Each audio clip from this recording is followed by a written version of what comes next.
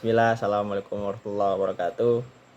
Perkenalkan, nama saya Muhammad Abdul Rosyid Ridho, NIM 235221103, kelas 2B. Di sini saya ingin menyelesaikan tugas yang telah diberikan oleh dosen pengampu, yaitu tugas Islam dan Bahasa Jawa, yang isinya tuh di link YouTube Perjanjian 1755 dan terbelahnya Jawa.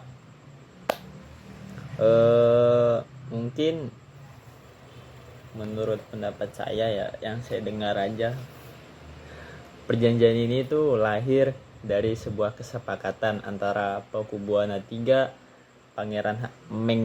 Pangeran Mangkubumi dan VOC pada 13 Februari 1755. Nama Giyanti tersebut itu diambil dari lokasi perjanjian atau penandatanganan perjanjian, yaitu di Desa Janti, kini terletak di Desa Kerten, Desa Janti Harjo, Karanganyar, Jawa Tengah. Lumayan jauh ya. Habis itu pada 23 September 1754, nota kesepakatan Mangkubumi dan VOC. Nota tersebut menjelaskan bahwa Mangkubumi mendapatkan wilayahnya pada 4 November 1754.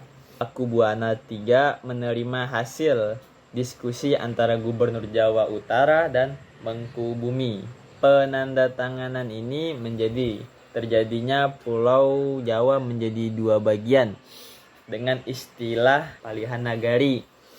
Hal ini menjadi awal mulanya Mangkubumi menjadi Sri Sultan Hamengkubuwono I. Itu awal munculnya Kesultanan Yogyakarta. 2 hari setelah itu ada pembagian atribut-atribut keraton, antara lain keris yang menjadi pusaka raja. Kedua, bahasa. Ada yang bilang bahasa Bagongan. Bahasanya itu ada identitas kayak nge, ji gitu. Walaupun saya bukan orang Jawa, saya paham bahasa Jawa. Bahasa itu tergantung lingkungan. Bahasa tidak bisa berubah secara cepat. Kayak 1 tahun, 2 tahun, 3 tahun, 5 tahun itu nggak bisa berubah secara cepat. Palingan bahasa itu berubah secara 20 sampai 30 atau 50 tahun ke depan baru bahasa itu bisa berubah, karena udah ada kesepakatan gitu. Mungkin pada bulan Oktober 1755, Raden Mas Said berhasil mengalahkan VOC dengan 1 pasukan. Setelah bertahun-tahun, VOC akhirnya menyudahi peperangan dengan perjanjian di Salatiga pada tahun 1757.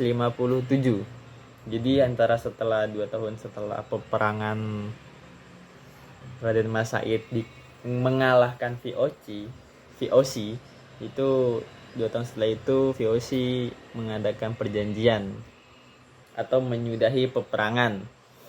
Perjanjian di dalam perjanjiannya itu bahwa Pangeran Sambernyawa atau biasa yang kita kenal adalah Raden Mas Said dapat sebagian wilayah di Surakarta.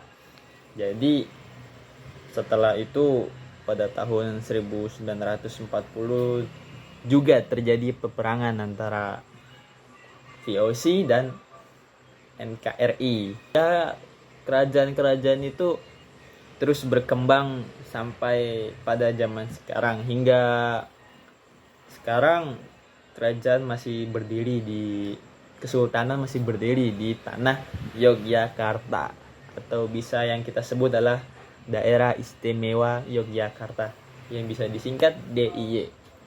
Sekian dari saya. Wassalamualaikum warahmatullahi wabarakatuh.